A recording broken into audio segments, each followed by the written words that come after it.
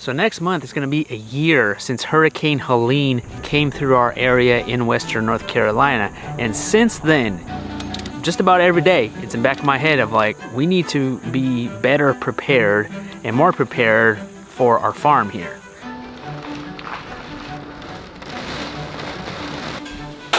Oh, that's it. Oh, luckily, luckily breakfast is done. Recently, EcoFlow reached out to us and sent us a solar powered generator. Now, I never used a solar power generator before, but I've been thinking about getting one as an alternative power source from my regular gas generators.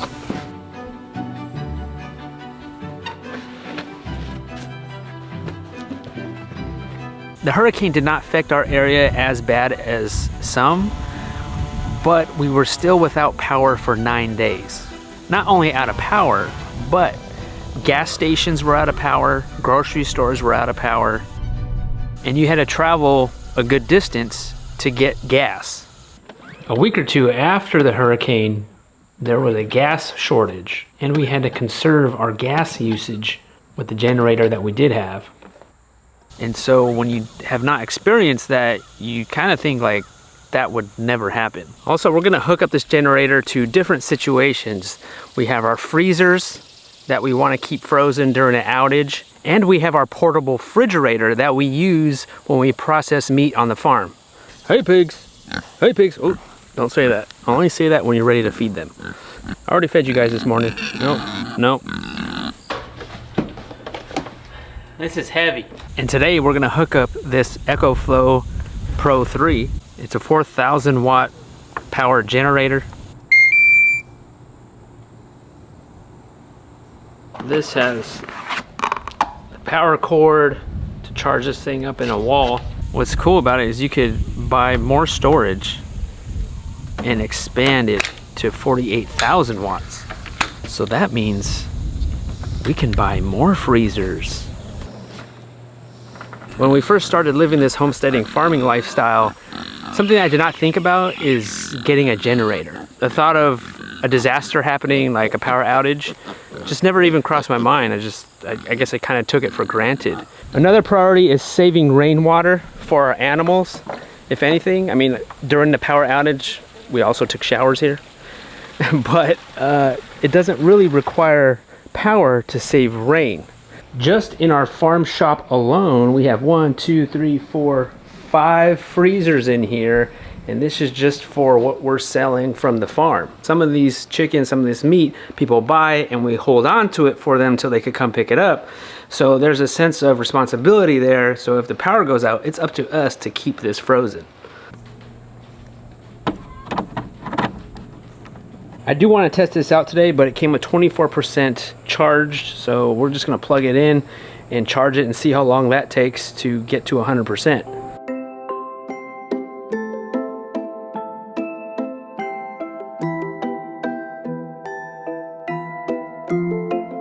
So that took about 2 hours to get to 100% charged. Before we hook it up to the cooler, let's hook it up to some of these freezers. I'm gonna unplug that one.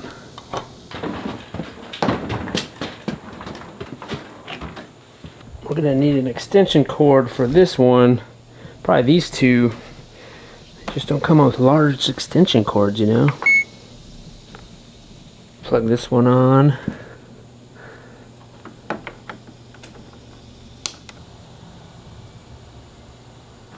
Let's plug this one in. We got 4 freezers hooked up at once. I want to see how long that takes. All right, we got more peppers, Lorraine? We've got 4 more pounds of peppers. What?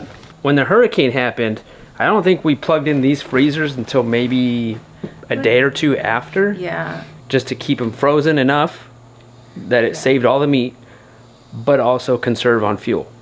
So it was just like a few hours on, just to keep the power on and keep it frozen, and then we would leave it off for a few hours. I don't have a solar panel with this. I'm gonna end up getting one, but then I would think with the solar you could be charging these freezers all the time. Just keep it going.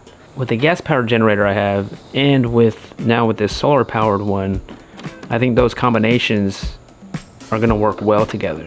You could also plug this EcoFlow into a gas generator and recharge it that way. It has outlets for RV hookup, a USB port, and a USB-C port for your phones, electronics, camera equipment. All right, so it's been 2 hours with this thing plugged in with 4 freezers, and we're barely at 91%. We could put this in the house if we wanted to. You know, those gas generators, they let out some fumes, so you're not even supposed to put them close to your house at all. So another important aspect of our farm, one is our freezers. Number 2, I would say, is this cooler, this portable fridge I made. We raised over 200 meat chickens this year, and we also do pigs, and we do beef. So we have the power outlet here. It's now on, hooked up to the wall outlet. So power outlet. So we're gonna unplug this.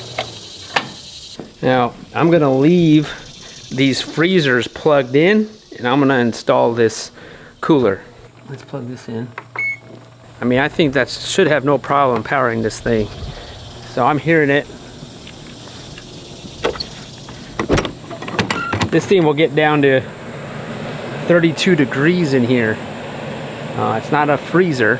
You know, say if we're doing a farmer's market, we could bring this thing with us, and then bring that solar energizer and plug it in, and there's not a loud generator noise. We got the cooler plus 4 freezers.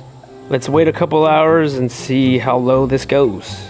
Another option is I could load up this freezer full of meat and go to the farmer's market, and then load up this generator, plug it in, and the meat will stay frozen throughout the whole farmer's market. It's been about 4 hours, and we're at 54%. And then you could keep stacking batteries on this as you go.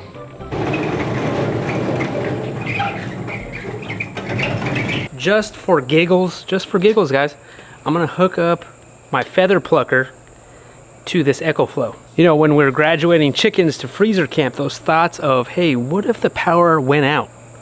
What are we doing? Do we want to hand pluck? Or this is a chicker plucker machine. If you have not seen one of these, it plucks feathers off of chickens like in less than a minute.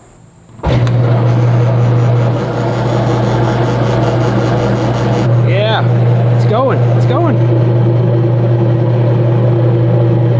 Right on. I often wondered about that. So many of these situations go through my mind always. So what if we have baby chicks in the brooder and the power goes out? They need a heat lamp.